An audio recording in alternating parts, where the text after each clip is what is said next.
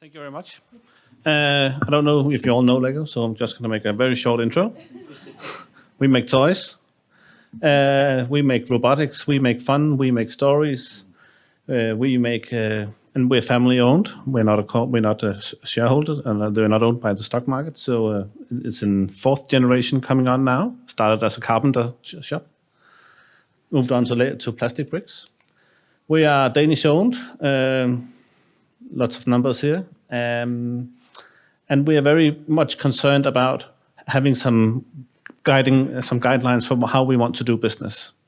So the principles we are going to talk very much about here today is our planet promise, and our play promise is that we want to make sure that we have a positive impact on the world, and we have a positive impact on children's development. These are the things we do. So very often when people talk about kids, they talk about kids in unison, but there's a very, very big difference to what a 1.5-year-old kid and a 13-year-old kid can actually do and comprehend.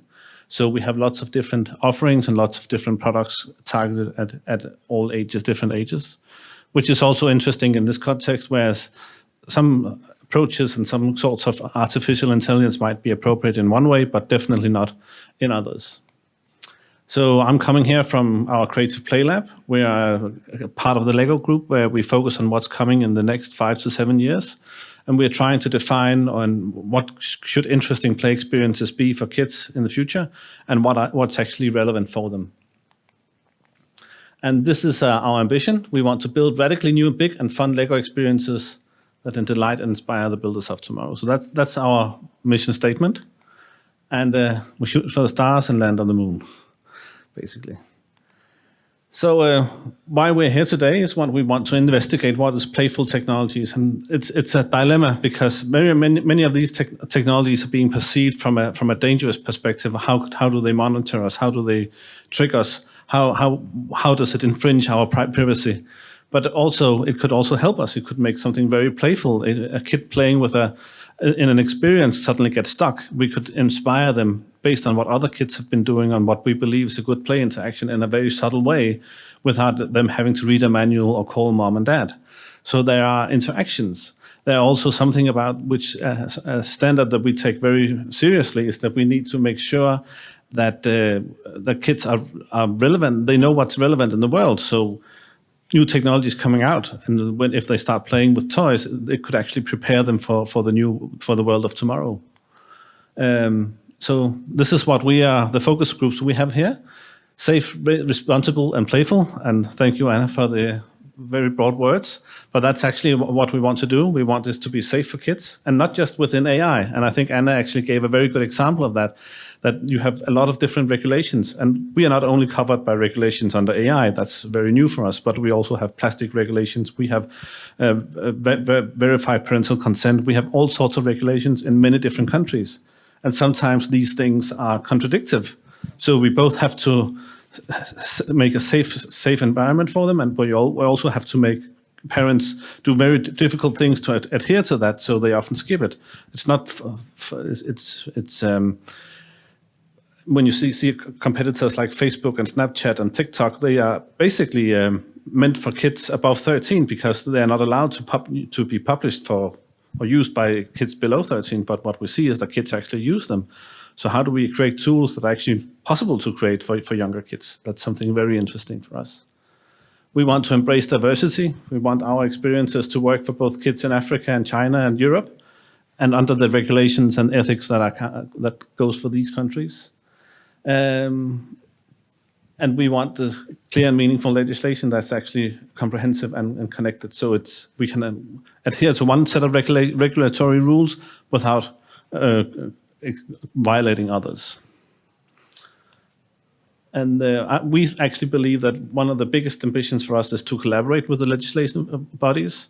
This is also a very fast-moving field, so we can sometimes be afraid that when you see something and the need of a legislation, it comes, but when the legislation hits the ground, it's already outdated. Right now, we're talking about banning facial tracking in Europe, and that's a very big thing, and Google has supported banning facial tracking. But I've already seen technologies that can identify people from the way they walk, from how their arms are done, how they're moving. So it's let's not make legislation for yesterday, but for the future. Thank you.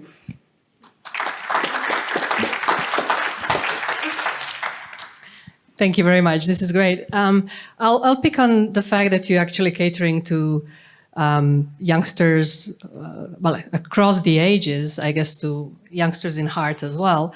But given the fact that such a proportion of your target group is under the age of 13, and we understand that there is a clear difference in regulatory framework Yes. that caters to below and above, what do you believe is the role of LEGO in raising the awareness of the benefits, but also the risks, both with the regulator and with the general public, because these are the two players that will ultimately pretty much define your future? I think we should highlight the opportunities we have with actually embodying and using these technologies, but we should also be very clear about the challenges we see and the different comprehension levels in our experience there as with children. So young kids can do something and older can do others. Like this hard deadline of below 13, you can do nothing.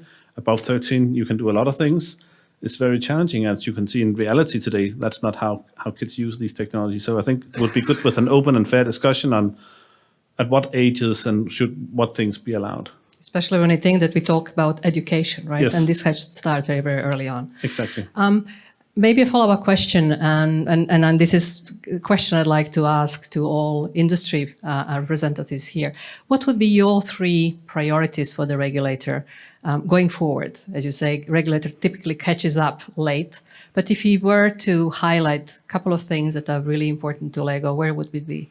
I think a really important thing for us would be collaboration and involvement, like talking to us, what would our needs be, and also be open to that when you're regulating one area, that's not the entire world. So we operate, like global corporations are often challenged or blamed that they are above the law, but we actually want to adhere. So if regulators could talk to other regulators and think about what's good for a Chinese child might also be good for a European child.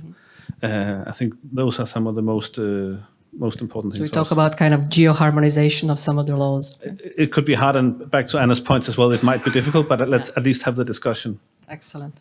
Thank you so much. Thank you. Jesper.